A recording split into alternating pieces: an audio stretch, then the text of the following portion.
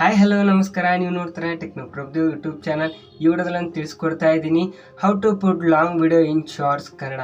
ಅಂದರೆ ನಿಮ್ಮ YouTube ಶಾರ್ಟ್ಸಲ್ಲಿ long ವಿಡಿಯೋನ ಯಾವ ಥರ ಎಡಿಟ್ ಮಾಡಬೇಕು ಅಂತ ನಿಮಗೆ ವಿಡಿಯೋದಲ್ಲಿ ತಿಳಿಸ್ಕೊಡ್ತಾ ಇದ್ದೀನಿ. ನೋಡಿ, ಇವಾಗ ತುಂಬ ಜನ ಶಾರ್ಟ್ಸ್ನೇ ಜಾಸ್ತಿ ನೋಡ್ತಾ ಇರ್ತಾರೆ. ನಿಮ್ಮ ಯೂಟ್ಯೂಬ್ ಶಾರ್ಟ್ಸ್ ನೋಡ್ತಾನೆ ಲಾಂಗ್ ವಿಡಿಯೋನು ನೀವು ನೋಡ್ಬೇಕವ್ರು ಅಂತ ನೀವು ಇದ್ದರೆ ನೀವು ಈ ಥರ ಲಾಂಗ್ ವಿಡಿಯೋನ ಎಡಿಟ್ ಮಾಡಿ ನಿಮ್ಮ ಲಾಂಗ್ ವಿಡಿಯೋಕ್ಕೆ ಜಾಸ್ತಿ ವ್ಯೂ ಗೇನ್ ಮಾಡ್ಕೋಬಹುದು.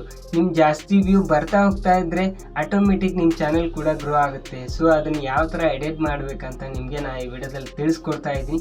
ಬನ್ನಿ, ಮೊದಲಿಗೆ ನಿಮ್ಮ ಕ್ರೋಮ್ ಬ್ರೌಸರ್ ಓಪನ್ ಮಾಡಿಬಿಟ್ಟು ನಿಮ್ಮ ಯೂಟ್ಯೂಬ್ ಚಾನಲ್ ಓಪನ್ ಮಾಡಿ.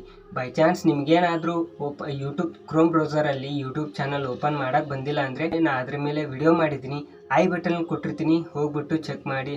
ಹಾಗೆ ನಾನು ಕ್ರೋಮ್ ಬ್ರೌಸರಲ್ಲಿ ಯೂಟ್ಯೂಬ್ ಚಾನಲ್ ಓಪನ್ ಮಾಡಿಕ್ಕಿದ್ದೀನಿ, ನಿಮಗೆ ತೋರಿಸ್ತೀನಿ ಯಾವ ಥರ ಎಡಿಟ್ ಮಾಡಬೇಕು ಅಂತ. ಓಕೆ, ಚಾನಲ್ ಓಪನ್ ಮಾಡಿದ ಮೇಲೆ ಇಲ್ಲಿ ನೋಡಿ ವಿಡಿಯೋಸ್ ಅಂತಿದೆ. ವಿಡಿಯೋಸ್ ಮೇಲೆ ಕ್ಲಿಕ್ ಮಾಡಿದ ಮೇಲೆ ಇಲ್ಲಿ videos, shorts, live, post, playlist, podcast, promotions ಅಂತ ಇಷ್ಟು ಆಪ್ಷನ್ ಇದ್ದಾವೆ. ಸೊ ನಾವು ಶಾರ್ಟ್ಸಲ್ಲಿ ಲಾಂಗ್ ವಿಡಿಯೋ ಎಡಿಟ್ ಮಾಡಬೇಕು.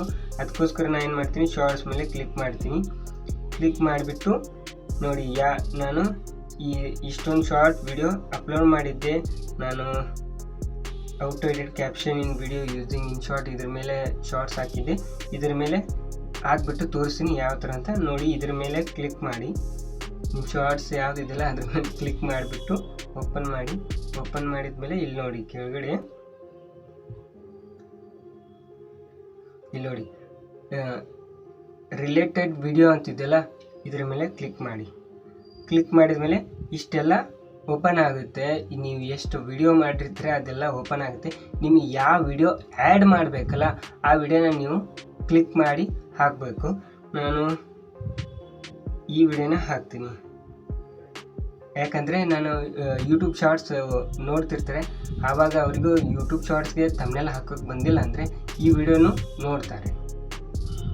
ಸೊ ಈ ಥರ ಎಡಿಟ್ ಮಾಡಿ ನೀವು ಆಮೇಲೆ ಏನು ಮಾಡಬೇಕು, ಇಲ್ಲಿ ಸೇವ್ ಅಂತಿದೆಯಲ್ಲ ಈ ಸೇವ್ ಮೇಲೆ ಕ್ಲಿಕ್ ಮಾಡಬೇಕು. ಕ್ಲಿಕ್ ಮಾಡಿದರೆ ಅದು ಆಟೋಮೆಟಿಕ್ ಎಡಿಟ್ ಆಗಿಬಿಟ್ಟಿರುತ್ತೆ. ಈ ಎಡಿಟ್ ಮಾಡಿರೋದು ಯಾವ ಥರ ಕಾಣುತ್ತೆ ಅಂದರೆ ಈ ಥರ ಕಾಣಿಸ್ತಾ ಇರುತ್ತೆ. ನೋಡಿ, ನಿಮ್ಮ ಲಾಂಗ್ ವಿಡಿಯೋ ಇಲ್ಲಿ ಆ್ಯಡ್ ಆಗಿರುತ್ತೆ.